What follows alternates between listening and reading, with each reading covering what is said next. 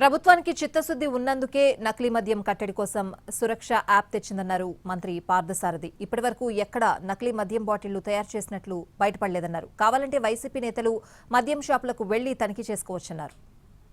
కల్తీ మద్యాన్ని అరికట్టాలనే ఉద్దేశంతోనే ఈ యాప్ను ప్రత్యేకంగా ముఖ్యమంత్రి గారి ఆదేశాలతో ఈ యాప్ను తయారు చేసి ఇప్పటివరకు కూడా 1,70,000 యాప్ ద్వారా మరి ప్రజలు దీంట్లోకి వచ్చారని చెప్పేసి మనం చేస్తా ఉన్నాను.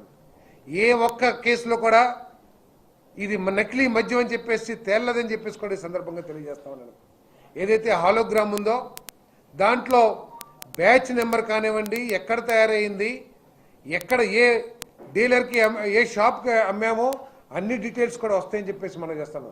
దాన్ని కూడా తప్పుదారి పట్టిస్తానికి వైఎస్ఆర్సీపీ వాళ్ళు ప్రయత్నం చేస్తున్నారు.